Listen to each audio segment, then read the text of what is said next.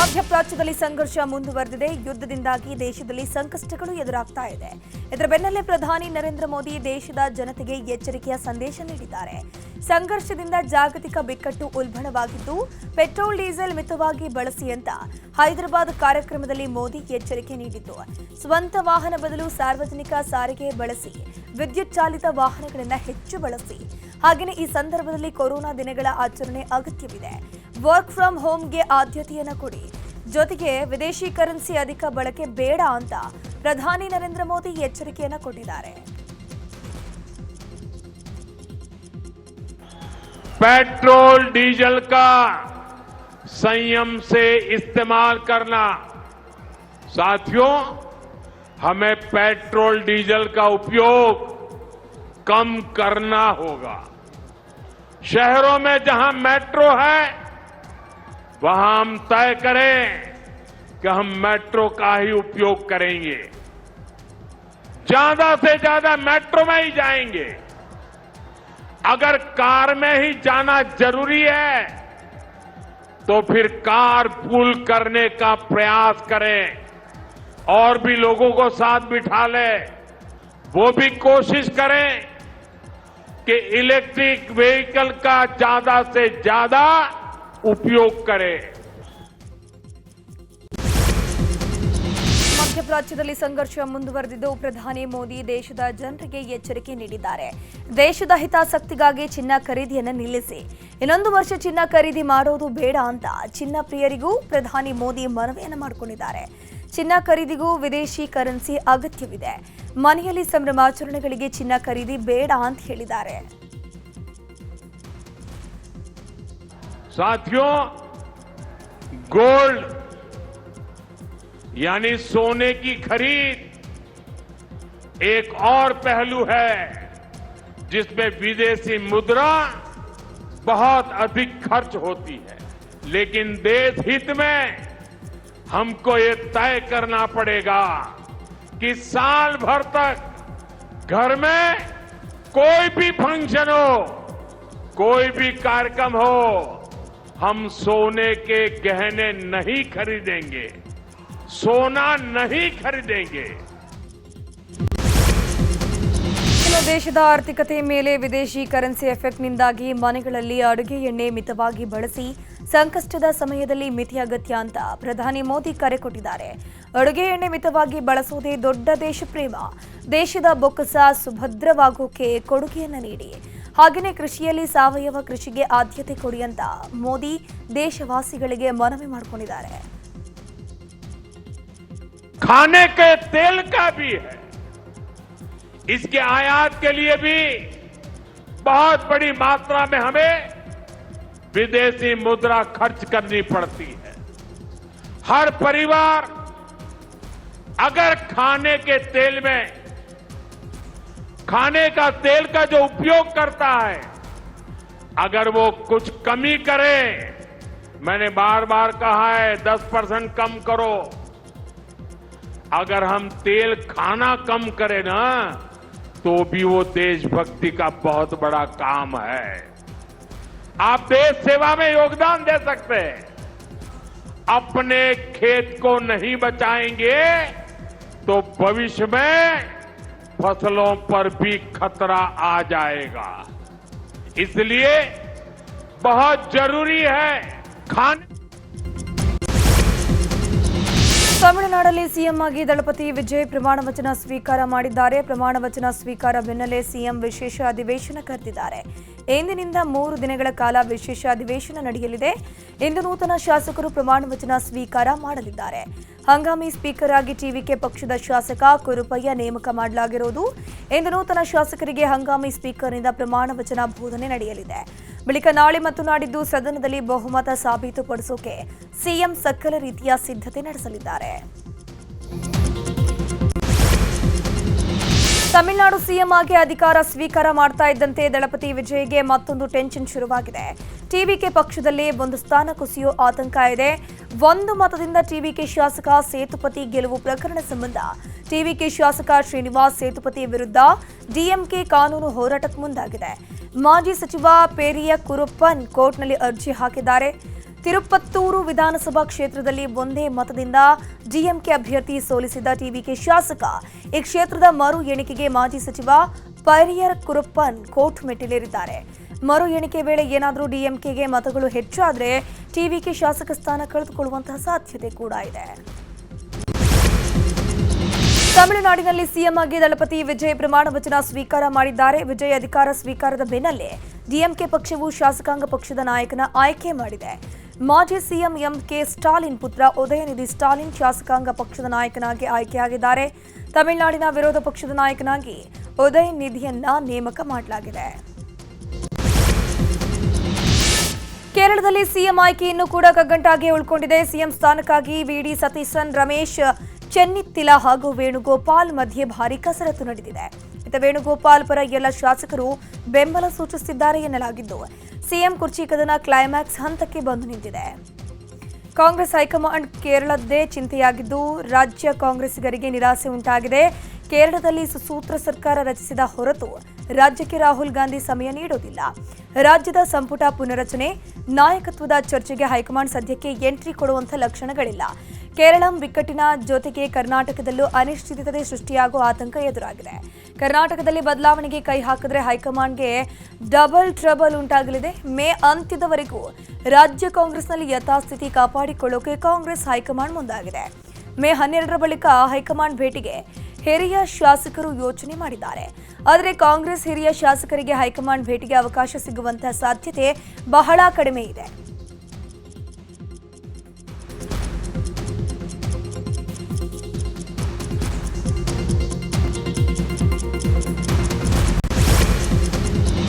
ಬೆಂಗಳೂರು ಹೊರವಲಯದ ಕಗ್ಗಲೀಪುರ ಗ್ರಾಮದ ತಾತಗುಣಿ ಬಳಿ ಪ್ರಧಾನಿ ಮೋದಿ ಸಂಚರಿಸುವ ರಸ್ತೆ ಮಾರ್ಗದ ರಸ್ತೆ ಬದಿ 2 ಜಿಲೆಟಿನ್ ಕಡ್ಡಿಗಳು ಪತ್ತೆಯಾಗಿದ್ವು.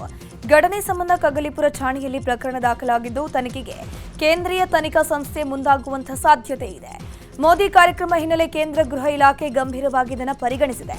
ಎನ್ಐಎ ಸೆಂಟ್ರಲ್ ಇಂಟೆಲಿಜೆನ್ಸ್ ಟೀಮ್ನಿಂದ ಪರಿಶೀಲನೆಗೆ ಸಿದ್ಧತೆ ಕೂಡ ನಡೆದಿದೆ. ಕೇವಲ ಜಿಲೆಟಿನ್ ಅಷ್ಟೇ ಅಲ್ಲದೆ ಪೊಲೀಸರ ಭದ್ರತೆಯ ಬಗ್ಗೆಯೂ ವಿಚಾರಣೆ ನಡೆಸುವಂತಹ ಸಾಧ್ಯತೆ ಇದೆ. ಪ್ರಧಾನಿ ಮೋದಿ ಬರುವ ಮುನ್ನ ಬೆದರಿಕೆ ಕರೆ ಮತ್ತು ಜಿಲೆಟಿನ್ ಕಡ್ಡಿ ಪತ್ತೆ ಸಂಬಂಧ ಕೋರಮಂಗಲ ಪೊಲೀಸರು ಬೆದರಿಕೆ ಕರೆ ಮಾಡಿದ್ದ ವ್ಯಕ್ತಿಯ ವಿಚಾರಣೆ ನಡೆಸ್ತಾ ಇದ್ದಾರೆ. ಪೊಲೀಸರಿಂದ ಲೋಹಿತ್ ಎಂಬಾತನ ವಿಚಾರಣೆಯನ್ನ ನಡೆಸಲಾಗ್ತಾ ಇದ್ದು ಮಾನಸಿಕ ಅಸ್ವಸ್ಥನಂತೆ ಕಾಣಿಸಿಕೊಂಡಿದ್ದಾನೆ. ರೂಟ್ ಮ್ಯಾಪ್ ನೋಡಿ ಮೇಲ್ನೋಟದ ನಿರ್ಧಾರಕ್ಕೆ ಪೊಲೀಸರು ಬಂದಿದ್ದಾರೆ. ಘಟನೆ ಹಿಂದಿನ ದಿನ ತಮಿಳುನಾಡಿನ ಸೂಲಗಿರಿಯ ಕಡೆ ಪ್ರಯಾಣ ಬೆಳೆಸಿದ ಲೋಹಿತ್ ಕಾಫಿ ಡೇ ಎಲ್ಲ ತಿರುಗಾಡಿ ಮನೆಗೆ ವಾಪಸ್ ಬಂದಿದ್ದಂತೆ. ಫೋನ್ ಮಾಡಿದ ಬಳಿಕ ತಿಲಕ್ ನಗರದ ಭಾಗದಲ್ಲಿ ಪತ್ತೆಯಾಗಿದ್ದಾನೆ. ಲೋಹಿತ್ ಪ್ರಯಾಣದ ಬಸ್ ಟಿಕೆಟ್ಗಳನ್ನು ಪೊಲೀಸರು ಕಲೆ ಹಾಕಿದ್ದಾರೆ. ಜಿಲೆಟಿನ್ ಪತ್ತೆ ಜಾಗಕ್ಕೆ ಲೋಹಿತ್ ಪ್ರಯಾಣದ ಸ್ಪಷ್ಟ ಮಾಹಿತಿ ಇನ್ನೂ ಕೂಡ ಸಿಕ್ಕಿಲ್ಲ. ರೇಣುಕಾಸ್ವಾಮಿ ಕೊಲೆ ಪ್ರಕರಣದಲ್ಲಿ ನಟ ದರ್ಶನ್ ಜೈಲುವಾಸ ಅನುಭವಿಸ್ತಾ ಇದ್ದಾರೆ. ಸುಪ್ರೀಂ ಕೋರ್ಟ್ನಲ್ಲಿ ನಟ ದರ್ಶನ್ ಜಾಮೀನು ಅರ್ಜಿ ವಿಚಾರಣೆ ನಡೀತಾ ಇದೆ. ಕಾರಾಗೃಹ ಇಲಾಖೆ ಅಧಿಕಾರಿಗಳಿಂದ ಎಸ್ಪಿಪಿಗೆ ವರದಿಯನ್ನು ಸಲ್ಲಿಕೆ ಮಾಡಲಾಗಿದೆ. ಇಂದು ಎಸ್ಪಿಪಿಯಿಂದ ಸರ್ಕಾರಕ್ಕೆ 2 ವರದಿ ಸಲ್ಲಿಕೆ ಮಾಡುವಂತಹ ಸಾಧ್ಯತೆ ಇದೆ. ಜೈಲಿನ ವ್ಯವಸ್ಥೆ ಸೇರಿ ಟ್ರಯಲ್ ಕುರಿತಾದ ವರದಿ ಗೃಹ ಇಲಾಖೆಗೆ ಸಲ್ಲಿಸುವಂತಹ ಸಾಧ್ಯತೆ ಇರೋದು. ಈಗಾಗಲೇ ಜೈಲಿನ ಮ್ಯಾನ್ಯುವಲ್ ವ್ಯವಸ್ಥೆ ಬಗ್ಗೆ ಫೋಟೋ ಸೇರಿದಂತೆ ದಾಖಲೆ ಸಹಿತ ವರದಿಯನ್ನ ಜೈಲಾಧಿಕಾರಿಗಳು ಕೊಟ್ಟಿದ್ದಾರೆ. ಎಸ್ಪಿಪಿ ಪ್ರಸನ್ನಕುಮಾರ್ ಮತ್ತು ತಂಡದಿಂದ 50 ರಿಪೋರ್ಟ್ ಸಲ್ಲಿಕೆ ಮಾಡುವ ಸಾಧ್ಯತೆ ಇದೆ. ಸುಪ್ರೀಂ ಕೋರ್ಟ್ಗೆ 15ನೇ ತಾರೀಕಿನ ಒಳಗೆ ವರದಿ ಸಲ್ಲಿಕೆಯಾದಲ್ಲಿ ಸುಪ್ರೀಂ ಕೋರ್ಟ್ನಲ್ಲಿ ವಿಚಾರಣೆ ನಡೆಯಲಿದೆ. ಉತ್ತರ ಪ್ರದೇಶದಲ್ಲಿ 2027ರ ವಿಧಾನಸಭಾ ಚುನಾವಣೆಗೂ ಮುನ್ನ ಯೋಗಿ ಆದಿತ್ಯನಾಥ್ ಸರ್ಕಾರದ ಸಚಿವ ಸಂಪುಟ ವಿಸ್ತರಣೆಯಾಗಿದೆ. 2 ಕ್ಯಾಬಿನೆಟ್ ಸಚಿವರು ಮತ್ತು 4 ರಾಜ್ಯ ಸಚಿವರನ್ನ ಉತ್ತರ ಪ್ರದೇಶ ಸರ್ಕಾರ ಸೇರಿಸಿಕೊಂಡಿದೆ. ರಾಜ್ಯಪಾಲೆ ಆನಂದಿಬೆನ್ ಪಟೇಲ್ ಹೊಸ ಸಚಿವರಿಗೆ ಪ್ರಮಾಣ ವಚನ ಬೋಧಿಸಿದ್ದು ಇದು ಯೋಗಿ ಸಚಿವಾಲಯದ 2ನೇ ವಿಸ್ತರಣೆಯಾಗಿದೆ. ಗದಗ ಜಿಲ್ಲೆಯ ಸಮಾಜ ಕಲ್ಯಾಣ ಇಲಾಖೆಯ ಹಾಸ್ಟೆಲ್ನಲ್ಲಿ ಸೌಲಭ್ಯಗಳ ಬಗ್ಗೆ ಅಪಸ್ವರ ಕೇಳಿಬಂದಿದೆ. ಹಾಸ್ಟೆಲ್ನಲ್ಲಿ ಬಾಳೆಹಣ್ಣು ಮೊಟ್ಟೆ ನೀಡ್ತಿಲ್ಲ ಅಂತ ಗಂಗಿಮಡಿಯ ಸರ್ಕಾರಿ ಬಾಲಕರ ವಸತಿ ನಿಲಯದ ವಿದ್ಯಾರ್ಥಿಗಳು ಆಕ್ರೋಶ ವ್ಯಕ್ತಪಡಿಸಿದ್ದಾರೆ. ಈ ಬಗ್ಗೆ ಸಮಾಜ ಕಲ್ಯಾಣ ಇಲಾಖಾ ಉಪನಿರ್ದೇಶಕರ ಗಮನಕ್ಕೆ ತಂದರೂ ಕೂಡ ಪ್ರಯೋಜನವಾಗ್ತಿಲ್ಲ ಅಂತ ಕಿಡಿಕಾರಿದ್ದಾರೆ. ಆಹಾರ ಧಾನ್ಯಗಳಲ್ಲಿ ಹುಳ ತುಂಬಿರುತ್ತೆ, ನೀರಿನ ಅಭಾವ ಇದೆ, ಗಲೀಜು ನೀರಿನಿಂದ ಅಲರ್ಜಿ, ತುರಿಕೆ, ಮೊಳವೆಗಳು ಉಂಟಾಗ್ತಿದೆ ಅಂತ ವಿದ್ಯಾರ್ಥಿಗಳು ಬೇಸರವನ್ನು ವ್ಯಕ್ತಪಡಿಸಿದ್ದಾರೆ. ಆದಿಚುಂಚನಗಿರಿ ಮಠದ ಪೀಠಾಧ್ಯಕ್ಷರಾದ ಶ್ರೀ ನಿರ್ಮಲಾನಂದನಾಥ ಸ್ವಾಮೀಜಿಯವರು ಇಂದಿನಿಂದ ಚನ್ನಪಟ್ಟಣದ ಪ್ರವಾಸವನ್ನು ಕೈಗೊಂಡಿದ್ದಾರೆ. ತಿಟ್ಟಮಾರನಹಳ್ಳಿ ಗ್ರಾಮದಿಂದ ಪ್ರವಾಸ ಆರಂಭ ಆಗಲಿದೆ. ಬೆಂಗಳೂರು ಮೈಸೂರು ಮೂಲಸೌಕರ್ಯ ಕಾರಿಡಾರ್ ಯೋಜನೆ ಪ್ರಾಧಿಕಾರದ ಅಧ್ಯಕ್ಷ ರಘುನಂದನ್ ರಾಮಣ್ಣ ಸ್ವಾಮೀಜಿಯವರನ್ನು ಸ್ವಾಗತ ಮಾಡಲಿದ್ದಾರೆ. ಬೆಳಗ್ಗೆ 8ರಿಂದ ರಾತ್ರಿ 8 ಗಂಟೆಯವರೆಗೆ ಸ್ವಾಮೀಜಿಯವರು ವಿವಿಧ ಗ್ರಾಮಗಳಿಗೆ ಭೇಟಿ ನೀಡಿ ಸಾಮಾಜಿಕ, ಶೈಕ್ಷಣಿಕ, ಧಾರ್ಮಿಕ ಅರಿವನ್ನು ಮೂಡಿಸಲಿದ್ದಾರೆ. ಅಮಿತ್ ಶಾ ಕಾಲಿಗೆ ಮಾಜಿ ಸಿಎಂ ಬಿಎಸ್ವೈ ನಮಸ್ಕಾರ ಮಾಡಿದ ವಿಚಾರದ ಬಗ್ಗೆ ಶಾಸಕ ಯತ್ನಾಳ್ ಪ್ರತಿಕ್ರಿಯೆ ಕೊಟ್ಟಿದ್ದಾರೆ. ವಿಜಯಪುರದಲ್ಲಿ ಮಾತನಾಡಿರೋ ಅವರು, ಅಮಿತ್ ಶಾ ದೊಡ್ಡ ಹುದ್ದೆಯಲ್ಲಿದ್ದಾರೆ, ಅದಕ್ಕೆ ನಮಸ್ಕಾರ ಮಾಡಿರಬೇಕು. ಚಿತ್ರದುರ್ಗದಲ್ಲಿ ನಡೆದಿರೋದು ಅಭಿಮಾನೋತ್ಸವ ಅಲ್ಲ, ಬೀಳ್ಕೊಡುಗೆ ಸಮಾರಂಭ. ಅಮಿತ್ ಶಾ ಬಂದಿದ್ದು ಯಡಿಯೂರಪ್ಪ ಬೀಳ್ಕೊಡುಗೆ ಸಮಾರಂಭಕ್ಕೆ ಅಂತಂದ್ರು. ಯತ್ನಾಳ್ ಬಿಜೆಪಿಗೆ ವಾಪಸ್ ಬರ್ತಾರಾ ಅನ್ನೋದ್ರ ಬಗ್ಗೆ ಶಾಸಕ ಯತ್ನಾಳ್ ಪ್ರತಿಕ್ರಿಯೆ ಕೊಟ್ಟಿದ್ದಾರೆ. ವಿಜಯಪುರದಲ್ಲಿ ಮಾತನಾಡಿರೋ ಅವರು, ವಿಜಯೇಂದ್ರ ಇದ್ರೆ ಯಾರ ಪಕ್ಷಕ್ಕೆ ಬರ್ತಾರೆ ಅಂತ ಪ್ರಶ್ನೆಯನ್ನ ಮಾಡಿದ್ದಾರೆ. ಮೈಸೂರು ಗ್ರಾಮಾಂತರ ಜಿಲ್ಲಾ ಕಾಂಗ್ರೆಸ್ ಸಮಿತಿ ಅಧ್ಯಕ್ಷ ಡಾಕ್ಟರ್ ಬಿಜೆ ವಿಜಯಕುಮಾರ್ಗೆ ವಿಧಾನ ಪರಿಷತ್ನ ಸ್ಥಾನ ನೀಡೋಕೆ ನಿರ್ಣಯ ಕೈಗೊಂಡಿದ್ದಾರೆ. ಮೈಸೂರು ಜಿಲ್ಲೆ ಮತ್ತು ಚಾಮರಾಜನಗರ ಜಿಲ್ಲಾ ಕಾಂಗ್ರೆಸ್ ಸಮಿತಿ ಮತ್ತು 2 ಜಿಲ್ಲೆಯ ಶಾಸಕರು ಹಾಗೂ ಮಾಜಿ ಶಾಸಕರ ಸಮ್ಮುಖದಲ್ಲಿ ಈ ನಿರ್ಧಾರವನ್ನು ಕೈಗೊಳ್ಳಲಾಗಿದೆ. ಬಳಿಕ ಎಂಎಲ್ಸಿ ಯತೀಂದ್ರ ಸಿದ್ದರಾಮಯ್ಯ ಮಾತನಾಡಿ, ಸತತವಾಗಿ 25 ವರ್ಷಗಳಿಂದ ಸಮರ್ಥವಾಗಿ ಮೈಸೂರು ಜಿಲ್ಲಾ ಕಾಂಗ್ರೆಸ್ ಅಧ್ಯಕ್ಷ ಸ್ಥಾನವನ್ನು ನಿಭಾಯಿಸ್ತಾ ಇದ್ದಾರೆ.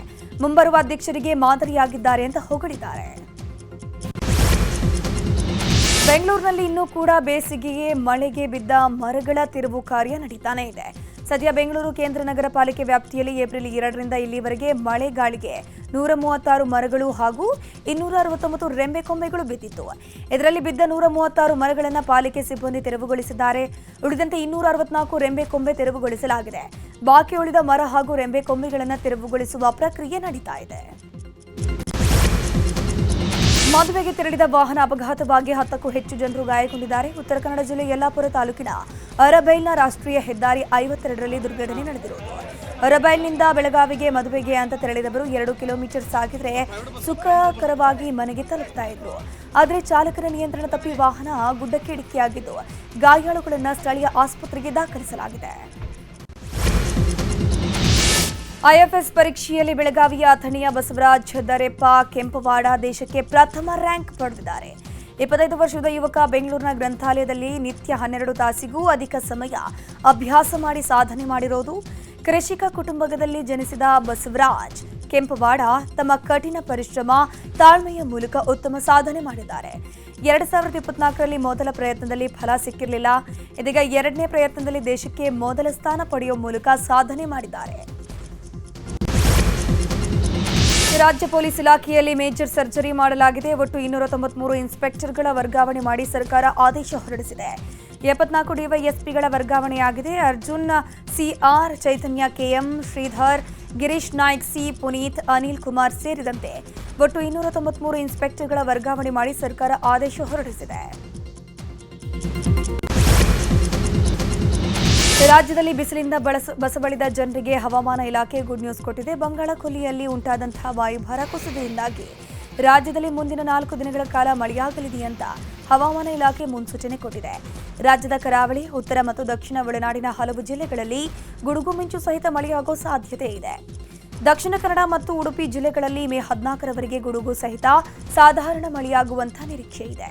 ಮೇ 14ರಂದು ಕಲಬುರಗಿ, ವಿಜಯಪುರ ಮತ್ತು ರಾಯಚೂರು ಜಿಲ್ಲೆಗಳಲ್ಲೂ ಕೂಡ ಮಳೆಯಾಗುವ ಸಾಧ್ಯತೆ ಇದೆ ಅಂತ ಎಚ್ಚರಿಕೆ ನೀಡಿದೆ. ಸಾರ್ವಜನಿಕರು ಕಳೆದುಕೊಂಡಿದ್ದ ಸುಮಾರು 27 ಮೊಬೈಲ್ಗಳನ್ನು ಬಾಗಲಕೋಟೆಯ ಜಮಖಂಡಿ ಪೊಲೀಸರು ಪತ್ತೆ ಹಚ್ಚಿದ್ದಾರೆ. ಸಿಪಿಐ ಮಲ್ಲಪ್ಪ ಮಡ್ಡಿ ನೇತೃತ್ವದಲ್ಲಿ ಪಿಎಸ್ಐ ಅನಿಲ್ ಕುಮಾರ, ಎಸ್ಐ ಭೀಮಸಿ ಮದರಕಂಡಿ ಹಾಗೂ ಸಿಬ್ಬಂದಿ ಕಾರ್ಯಾಚರಣೆ ಮಾಡಿ ಕಳೆದು ಹೋದ ಮೊಬೈಲ್ಗಳ ಪತ್ತೆ ಮಾಡಿ ದೂರು ದಾಖಲಿಸಿದ ಮಾಲೀಕರಿಗೆ ಹಸ್ತಾಂತರಿಸಿದ್ದಾರೆ. ಜಮಖಂಡಿ ಪೊಲೀಸರ ಕಾರ್ಯಕ್ಕೆ ಸಾರ್ವಜನಿಕರಿಂದ ಪ್ರಶಂಸೆಯೂ ವ್ಯಕ್ತವಾಗಿದೆ. ಅಪರಿಚಿತರು ಮಹಿಳೆಗೆ 2.26 ಲಕ್ಷ ಹಣ ವಂಚನೆ ಮಾಡಿರೋ ಘಟನೆ ಹುಬ್ಬಳ್ಳಿಯಲ್ಲಿ ನಡೆದಿರುವುದು. ನವನಗರದ ನಿವಾಸಿ ನಿರ್ಮಲಾ ಚೂರಿ ವಂಚನೆಗೆ ಒಳಗಾದವರು. ನಿರ್ಮಲಾಗೆ ಫೋನ್ ಮೂಲಕ ಕರೆ ಮಾಡಿದ ಅಪರಿಚಿತರು ಗಮನಕ್ಕೆ ಬಾರದಂತೆ ಅವರ ಬ್ಯಾಂಕ್ ಖಾತೆಯಿಂದ 2.26 ಲಕ್ಷ ರೂಪಾಯಿ ವರ್ಗಾವಣೆ ಮಾಡಿಕೊಂಡು ವಂಚನೆ ಮಾಡಿದ್ದಾರೆ. ಸದ್ಯ ಎಪಿಎಂಸಿ ನವನಗರ ಠಾಣೆಯಲ್ಲಿ ಪ್ರಕರಣ ದಾಖಲಿಸಲಾಗಿದ್ದು ತನಿಖೆ ಮುಂದುವರೆದಿದೆ. ಅಸ್ಸಾಂ ಸಿಎಂ ಆಗಿ ಹಿಮಂತ ಬಿಸ್ವಾ ಸರ್ಮಾ ಮರು ಆಯ್ಕೆಯಾಗಿದ್ದಾರೆ. ಕೇಂದ್ರ ಸಚಿವ ಜೆಪಿ ನಡ್ಡಾ, ನಯಾಬ್ ಸೈನಿ ಸೇರಿದಂತೆ ಹಿರಿಯ ಬಿಜೆಪಿ ನಾಯಕರ ನೇತೃತ್ವದಲ್ಲಿ ನಡೆದ ಸಭೆಯಲ್ಲಿ ಹಿಮಂತ ಬಿಸ್ವಾ ಸರ್ಮಾರನ್ನ ಅಸ್ಸಾಂ ಸಿಎಂ ಆಗಿ ಆಯ್ಕೆ ಮಾಡಲಾಗಿದ್ದು ಬೆಳಗ್ಗೆ 11 ಗಂಟೆಗೆ ಪ್ರಮಾಣ ವಚನ ಸ್ವೀಕಾರ ಮಾಡಲಿದ್ದಾರೆ. ನಿನ್ನೆ ಮಧ್ಯಾಹ್ನ ನಡೆದ ಲಕ್ನೋ ವಿರುದ್ಧದ ಪಂದ್ಯದಲ್ಲಿ ಚೆನ್ನೈ ಸೂಪರ್ ಕಿಂಗ್ಸ್ ತಂಡ 5 ವಿಕೆಟ್ಗಳ ಭರ್ಜರಿ ಗೆಲುವು ದಾಖಲಿಸಿದೆ. ಚೆನ್ನೈನ ಚಿದಂಬರಂ ಮೈದಾನದಲ್ಲಿ ನಡೆದ ಪಂದ್ಯದಲ್ಲಿ ಟಾಸ್ ಸೋತು ಬ್ಯಾಟಿಂಗ್ ಮಾಡಿದ ಲಕ್ನೋ ತಂಡ 20 ಓವರ್ಗಳಲ್ಲಿ 8 ವಿಕೆಟ್ ನಷ್ಟಕ್ಕೆ 203 ರನ್ ಗಳಿಸಿತ್ತು. ಬೃಹತ್ ಗುರಿ ಬೆನ್ನತ್ತಿದ ಚೆನ್ನೈ ತಂಡ 19.2 ಓವರ್ಗಳಲ್ಲಿ 5 ವಿಕೆಟ್ ನಷ್ಟಕ್ಕೆ ಗೆಲುವಿನ ನಗೆ ಬೀರಿತು. ಈ ಮೂಲಕ ಚೆನ್ನೈ ಸರಣಿಯಲ್ಲಿ ಆಡಿರುವಂತಹ 11 ಪಂದ್ಯಗಳಲ್ಲಿ 6ರಲ್ಲಿ ಗೆಲುವು ಸಾಧಿಸಿದ್ದು ಅಂಕಪಟ್ಟಿಯಲ್ಲಿ 5ನೇ ಸ್ಥಾನದಲ್ಲಿದೆ. ನಿನ್ನೆ ಸಂಜೆ ನಡೆದ 2ನೇ ಪಂದ್ಯದಲ್ಲಿ ಮುಂಬೈ ಇಂಡಿಯನ್ಸ್ ವಿರುದ್ಧ ರಾಯಲ್ ಚಾಲೆಂಜರ್ಸ್ ಬೆಂಗಳೂರು ತಂಡ 2 ವಿಕೆಟ್ಗಳ ಭರ್ಜರಿ ಗೆಲುವು ದಾಖಲಿಸಿತು. ರಾಯ್ಪುರದಲ್ಲಿ ನಡೆದ ಪಂದ್ಯದಲ್ಲಿ ಮೊದಲು ಬ್ಯಾಟ್ ಮಾಡಿದ ಮುಂಬೈ ತಂಡ 20 ಓವರ್ಗಳಲ್ಲಿ 7 ವಿಕೆಟ್ ನಷ್ಟಕ್ಕೆ 166 ರನ್ ಗಳಿಸಿತ್ತು. ಸುಲಭ ಗುರಿ ಬೆನ್ನತ್ತಿದ ಆರ್ಸಿಬಿ ತಂಡ ಪ್ರಯಾಸದಾಯಕ ಗೆಲುವನ್ನು ದಾಖಲಿಸಿದೆ. ಸದ್ಯ ಆರ್ಸಿಬಿ ಟೀಮ್ ಅಂಕಪಟ್ಟಿಯಲ್ಲಿ ಅಗ್ರಸ್ಥಾನಕ್ಕೇರಿದೆ. ಐಪಿಎಲ್ನ 19ನೇ ಆವೃತ್ತಿಯ 55ನೇ ಪಂದ್ಯದಲ್ಲಿ ಕಿಂಗ್ಸ್ 11 ಪಂಜಾಬ್ ಹಾಗೂ ಡೆಲ್ಲಿ ಕ್ಯಾಪಿಟಲ್ಸ್ ತಂಡಗಳು ಮುಖಾಮುಖಿಯಾಗಲಿವೆ. ಧರ್ಮಶಾಲಾ ಮೈದಾನದಲ್ಲಿ ಪಂದ್ಯ ನಡೆಯಲಿರುವುದು. ಪಂಜಾಬ್ ತಂಡ ಈ ಸರಣಿಯಲ್ಲಿ ಆಡಿರುವ 10 ಪಂದ್ಯಗಳಲ್ಲಿ 6ರಲ್ಲಿ ಗೆಲುವು ದಾಖಲಿಸಿದ್ದು ಅಂಕಪಟ್ಟಿಯಲ್ಲಿ 3ನೇ ಸ್ಥಾನದಲ್ಲಿದೆ. ಇತರ ಡೆಲ್ಲಿ ತಂಡ ಸರಣಿಯಲ್ಲಿ ಆಡಿರುವ 11 ಪಂದ್ಯಗಳಲ್ಲಿ 4ರಲ್ಲಿ ಗೆಲುವು ದಾಖಲಿಸಿದ್ದು ಅಂಕಪಟ್ಟಿಯಲ್ಲಿ 8ನೇ ಸ್ಥಾನದಲ್ಲಿದೆ. ಇಂದಿನ ಪಂದ್ಯ ಡೆಲ್ಲಿ ತಂಡಕ್ಕೆ ನಿರ್ಣಾಯಕ ಪಂದ್ಯವಾಗಿದ್ದು ಗೆಲುವು ಸಾಧಿಸಿದರೆ ಮಾತ್ರ ಪ್ಲೇ ಆಫ್ ಚಾನ್ಸ್ ಇರಲಿದೆ.